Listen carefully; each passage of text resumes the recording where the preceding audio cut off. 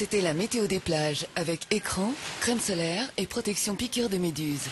Écran des laboratoires jeunesse.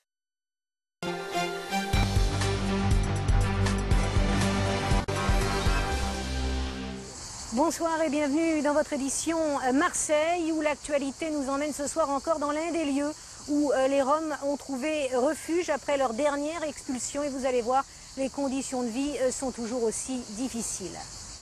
C'est déjà le deuxième départ vers le camp de Roms du boulevard Plombières.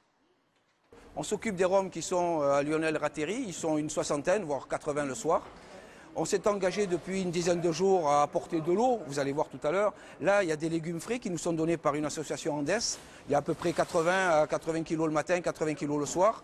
Quelques minutes plus tard, le SAMU social distribue eau et denrées à une centaine d'entre eux. Chacun son tour, chacun son tour. Hein ? Ça vous embête quand certaines associations disent que les politiques, la mairie ne font rien?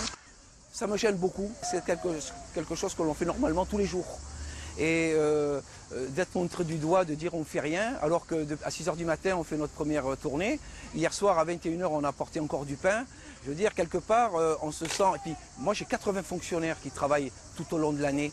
Ce sont des gens qui mouillent le maillot, comme on dit vulgairement, ça fait mal. Voilà.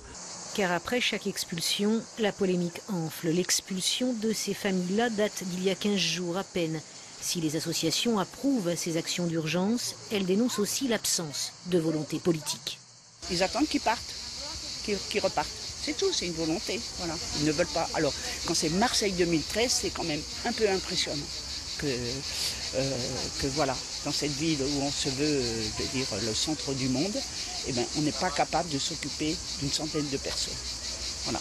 Donc il faut absolument que les politiques trouvent momentanément, provisoirement, un local pour les loger. Voilà. Et avec quelques personnes qui les aident. Voilà.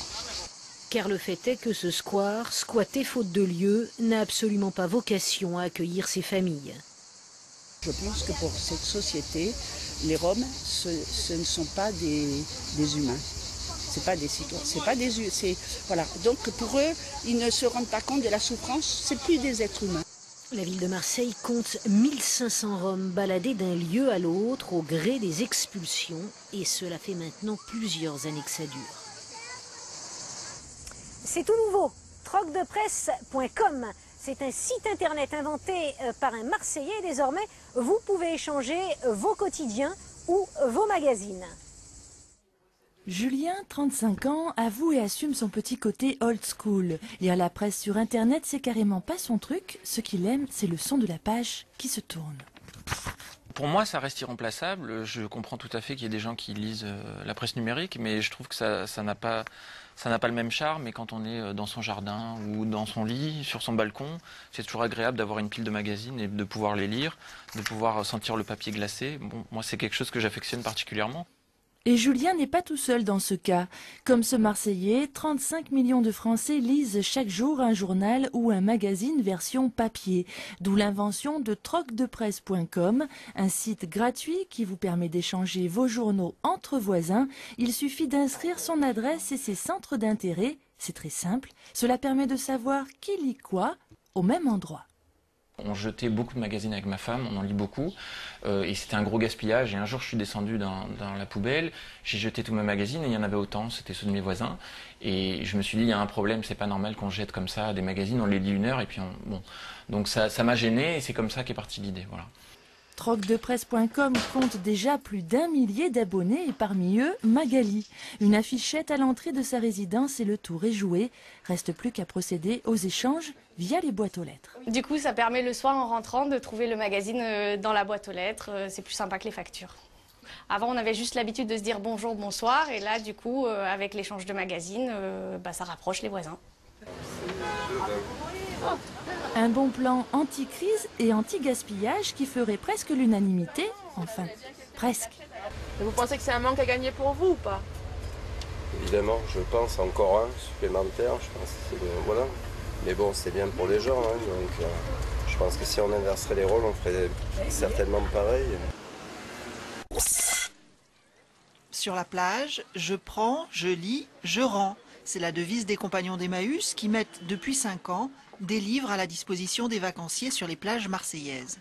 Les Stacks, les Catalans, le Prophète et la Pointe Rouge accueillent ces jolies cabines de lecture. On a ouvert des boutiques, on en a deux. Il y en a une qui est à Colbert, que les gens connaissent bien. Il y en a une qui a ouvert plus récemment à la Joliette, rue Plumier. Et on est en train d'en ouvrir une qui ouvrira le 15 septembre à la Blancarde. Donc de manière à se rapprocher des gens et à ce que les gens sachent qu'on existe et qu'on donne une deuxième vie aux objets, on donne une deuxième vie aux livres. Et leur donner une deuxième vie, c'est pas qu'une vie économique, c'est qu'ils soient lus par d'autres personnes. Le choix éclectique des polars, des romans, des livres pour enfants, des bandes dessinées, des revues correspond à l'esprit des vacances. Réfléchir et se faire plaisir sous le soleil, exactement. C'est comme des petits points noirs sur le disque. Observer le soleil suppose de respecter les précautions d'usage, sous peine de déclencher un incendie ou de s'abîmer la vue. À l'Observatoire de Longchamp, les astronomes vous proposent de contempler la boule rouge sans risque. Pour regarder le soleil, il ne faut pas le faire. Ni avec des lunettes de soleil, ni avec des jumelles à la maison. C'est vraiment très dangereux. Donc il n'y a que, on va dire, si on est un astronome, on va dire amateur ou professionnel, qu'on connaît la technique ou les verres ou les papiers, vous voyez, qui sont spéciaux, qui vont laisser passer qu'un petit peu de lumière ou certaines ondes venant du soleil. Vous pouvez aussi observer Vénus en plein jour. Pour 6 € la séance, le planétarium de l'Observatoire de Longchamp est ouvert jusqu'au 9 août. Ce jour-là, de 21 h à minuit, c'est la nuit des étoiles, à ne pas manquer. On s'est mis à l'ombre parce que demain, les prévisions météo annoncent de fortes chaleurs. Encore, rendez-vous donc demain soir pour votre édition Marseille à 19h18. Bonsoir.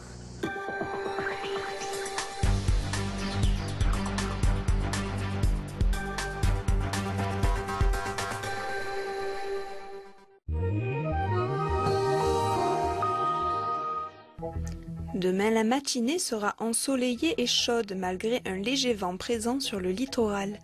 L'après-midi, le soleil sera voilé par quelques nuages bourgeonnants. Le vent va s'intensifier légèrement sur les côtes. Température de saison en ce mois d'août, les minimales varient entre 17 et 21 degrés le matin. L'après-midi, le mercure affichera un maximum de 31 degrés à Marseille et 33 à Aubagne. Demain, nous fêtons les Octaviens. Très bonne soirée à tous sur France 3.